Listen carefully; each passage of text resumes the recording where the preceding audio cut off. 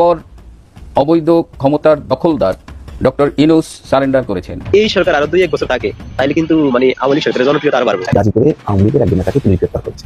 তাকে ছাড়াতে থানা ঘেরাও করেছে জামাতের নেতাকর্মীরা। জামাত কি তাহলে আইনের শাসন মানছেন না? আজকে একটা চমক হলো কি, যে তারেক জিয়ার 4টি চাঁদাবাজির মামলা, যে মামলাগুলো বাতিল করে দিয়েছিল হাইকোর্ট, রাষ্ট্রপক্ষ বলছে যে এই যে 4টি মামলা বাতিল করা হয়েছে এবং সেই রায় সঠিক। নাগরিক সমাবেশে বক্তব্যের পর গণ অধিকার পরিষদের মুখপাত্র ফারুক হাসানের উপর হামলার অভিযোগ উঠেছে। অন্তর্বর্তী সরকারের পেছনের মূল শক্তিটি কে?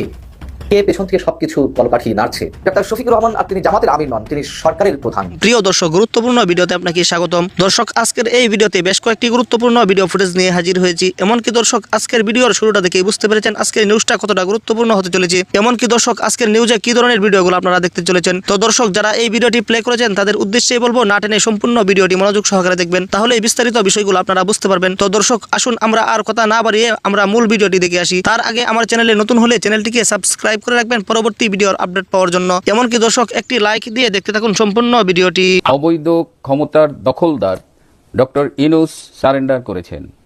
তিনি সরে যেতে চান তার ক্ষমতা থেকে। প্রিয় দর্শক, কাপাকাপি শুরু হয়ে গেছে ইউনূস শিবিরে। ব্যক্তিগতভাবে ভীষণ নার্ভাস হয়ে গেছেন ডক্টর ইউনূস। কত আশায় দেশবাসীকে কত আশ্বাসের বাণী শুনিয়ে তিনি ক্ষমতা দখল করলেন, কিন্তু কি হলো?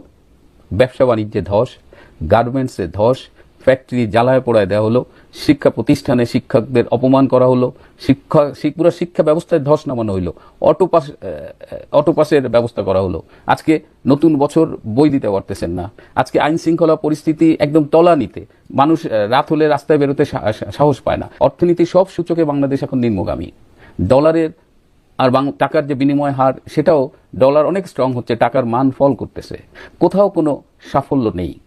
আপনি বিরোধী রাজনৈতিক দল, বিশেষ করে আওয়ামী লীগকে যেভাবে নির্যাতন নিপীড়ন করছেন, কোথাও নাই। এবং এখন কিন্তু আওয়াজ দিচ্ছে যে ক্ষমতা ছেড়ে আমি আমার আগের কাজে ফিরে যাব, সেই ভিক্ষুকের মতো আর কি। বাংলাদেশের 12টা বাজিয়ে তিনি আজকে চলে যাওয়ার কথা বলছেন। সম্প্রতি তিনি একটা মিটিং করেছেন এই ছাত্র সমন্বয়কদের সাথে। সেখানে তিনি বলেছেন যে তোমরা একটা নতুন প্রধান উপদেষ্টা খুঁজে নাও, আমি আর পারছি না। কি মামা বাড়ির আবদার আর কি, মানে দেশটার 12টা বাজায় এখন উনি ছাত্র সমন্বয়কদের বলছে আমি পারছি না। তার কাছের কিছু মানুষের সাথে আমার যোগাযোগ আছে, আমার কথা হয়, তো তারাই আমাকে বলেছে যে ডক্টর ইউনূস ভীষণ নার্ভাস হয়ে পড়েছেন। তিনি এখন মাঝে মধ্যেই প্রলাপ বকছেন, স্বগতোক্তি করছেন। তিনি বলছেন যে আমার উপদেষ্টা পরিষদ গঠনটা ঠিক হয়নি, আমি যদি সব দল নিয়ে এই একটা জাতীয় সরকার করতাম, সবাই মিলে 1-2 বছরের মধ্যে রাষ্ট্রের কিছু মৌলিক সংস্কার করে আমরা যদি একটা নির্বাচন দিতে পারতাম। আবার তিনি কখনো বলছেন যে আওয়ামী লীগকে এভাবে নির্যাতন করলাম, এটা বোধহয় ঠিক হলো না, যে এরকম নানা রকমের কথা বলছেন। আবার বলছেন এই যে ভারতের বিরুদ্ধে স্ট্যান্ড নিলাম, এটা নিয়েও তিনি চিন্তিত। তিনি কিন্তু ক্ষমতা নেওয়ার আগেই ভারতকে ইনডাইরেক্টলি থ্রেট করেছিলেন যে উনি 7 সিস্টারকে আনরেস্ট করে দিবেন আর কি। তো এখন কি অবস্থা তার? এই যে কদিন আগে দেখলাম যে ভারতীয় রাষ্ট্রদূতের বাসায় গেছেন এবং সেখানে 1 ঘন্টা তিনি 1-to-1 মিটিং করেছেন।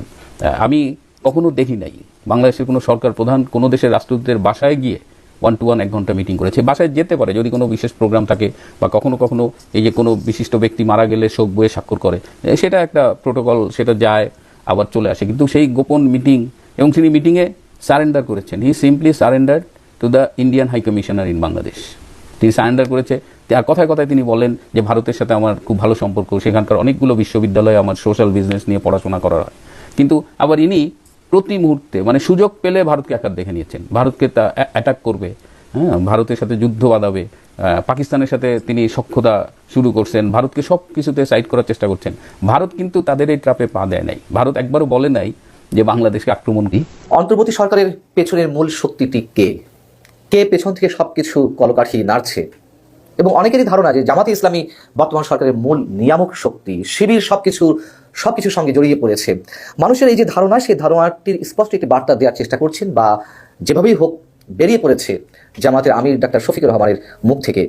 ডাক্তার শফিকুর রহমান সম্পর্কে সাধারণ মানুষের মধ্যে কদিন আগেও বেশ পজিটিভ ধারণা ছিল। তিনি বিজ্ঞান মানুষকে চিন্তাভাবনা করে থাকেন, সেগুলো ছড়িয়ে দেওয়ার চেষ্টা করেন। জামাত ক্ষমতায় গেলে একটি আধুনিক মডারেট ইসলামিক কান্ট্রি হিসেবে গড়ে তোলা হবে, নারীর স্বাধীনতা দিবে এবং আরো অনেক কিছু। এমনকি 71 সম্পর্কেও তিনি মাঝে প্রসঙ্গ করে বলেছেন যদি জামাতে ইসলামী 71 ভুল করে থাকে তাহলে জামাতের ক্ষমা চাইতে কোনো বাধা থাকবে না, যদি দিয়ে বলেছেন। যাই হোক, এগুলো তার পাণ্ডিত্য, দূরদর্শিতা, মানুষকে হিপ্নোটাইজ করা এক ধরনের ক্ষমতা নিঃসন্দেহে তার মধ্যে আছে, কিন্তু সেগুলো আস্তে আস্তে খোলাসা হয়ে পড়ছে।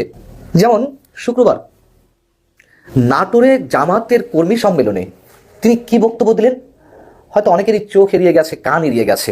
তিনি কি বলছেন, একটা প্যারা বলি।